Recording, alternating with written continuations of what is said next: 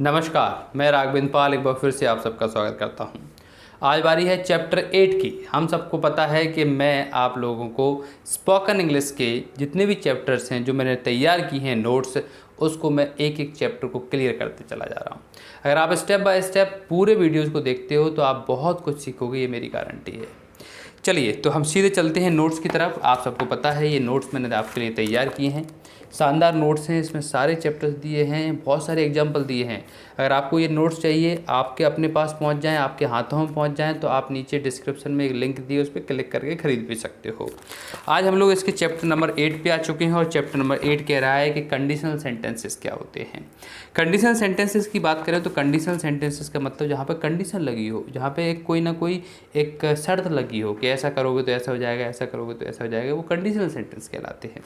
मैं आपको 5 टाइप्स के कंडीशनल सेंटेंसेस सिखा रहा हूँ और यही पूरे के पूरे कंडीशनल टाइप्स जो कंडीशनल सेंटेंसेस होते हैं वो होते हैं।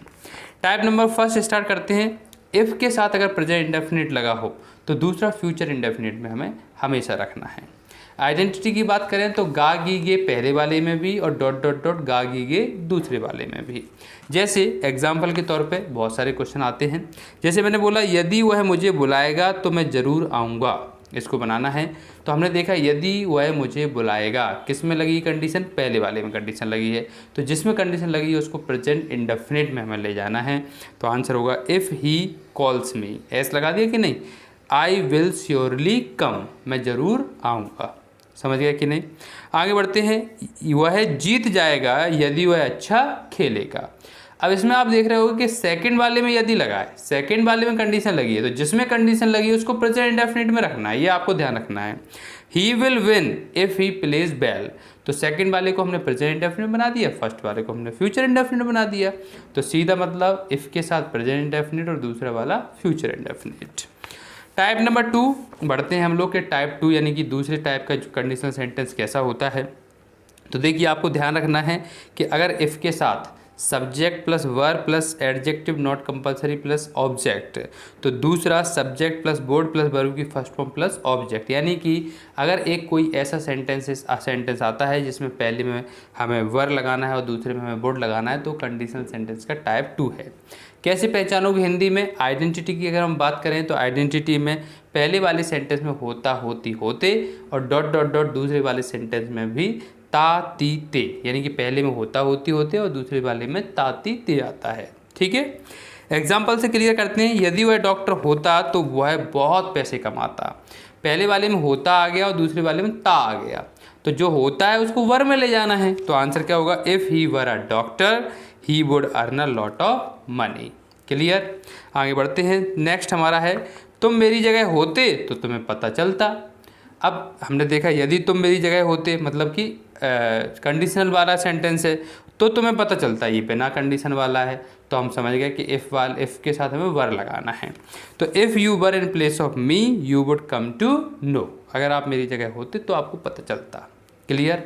टाइप नंबर 3 कह रहा है कि इफ़ के साथ सब्जेक्ट प्लस वर्ब की सेकंड फॉर्म प्लस ऑब्जेक्ट, तो दूसरा sentence subject plus board plus verb की first form plus object. Identity की हम बात करें तो पहले वाले में भी ताती ते और दूसरे वाले में डॉट डॉट करके ताती ते, यानी दोनों सेंटेंस ताती ते में आएगा। जैसे एग्जांपल देखें, यदि वह खेलता तो उसके पिताजी डांटते। अब यदि के साथ खेलता ताती ते आ गया तो उसके पिताजी डांटते ता आ गया कि नहीं आ गया। तो आंसर क्या होगा, if he played, second form में ले जाना जो कंडीशनल वाला है। हिज फादर वुड स्कॉल्ड, मतलब अगर वह खेलता तो उसके पिताजी उसे डांटते। क्लियर, जो कंडीशन वाला सेंटेंस है उसको हमें पास्ट इंडेफिनिट में ले जाना है। मैं वहाँ पहुँचता यदि वह मुझे बुलाता। अब इसमें यदि जो है वो सेकंड वाले सेंटेंस के साथ पहुँच रहा है, कोई बात नहीं, तो आंसर होगा आई वुड रीच देयर, मैं वहाँ पे पहुँचता। If he called me, second form में ले गए तो इफ़ ही कॉल्ड मी। समझ गया कि नहीं। आगे बढ़ते हैं, टाइप नंबर 4 की बात करते हैं। टाइप नंबर 4 कह रहा है कि इफ़ के साथ अगर सब हेड आता है, जैसे if plus subject plus head plus verb की थर्ड फॉर्म प्लस ऑब्जेक्ट, तो दूसरे वाले सेंटेंस को वुड हैव में बनाते हैं subject plus would have plus verb की थर्ड फॉर्म प्लस ऑब्जेक्ट। जैसे एग्जांपल, पहले आइडेंटिटी देख लो कि कैसे पहचानेंगे। तो इसमें क्या होता है, इसमें दोनों में होता होती होते आ जाता है। पहले वाले में भी होता होती होते, दूसरे वाले में भी डॉट डॉट करके होता होती होते। जैसे यदि वह खेला होता तो हम जीत गए होते, मतलब उसने अगर खेला होता तो हम जीत गए होते। तो आंसर क्या होगा, if he had played we would have won, है ना। If he had played we would have won. अब हमने पहले वाले में हैड लगा दिया, दूसरे वाले में वुड हैव लगा दिया। नेक्स्ट है, यदि उसने मुझसे बात की होती तो वह वहाँ से गया होता। तो आंसर क्या होगा, if you had talked to me, मतलब तुमने मुझसे बात की होती। If you had talked to me he would have gone from there, तुम वहाँ से चले गए होते। ओके, तो पहले वाले में हमने हैड का यूज कर दिया, दूसरे वाले में हमने वुड हैव का प्रयोग कर दिया। एक एक चीज़ नोट्स में आपको मिलेगी। वहीं पे अगर हम बात करें टाइप नंबर 5 की, तो टाइप नंबर 5 में आफ्टर और बिफोर का हम यूज करने जा रहे हैं। अगर आपको बिफोर का यूज करना है तो past perfect plus before plus past indefinite, और अगर आपको आफ्टर का यूज करना है तो past indefinite plus after plus past perfect.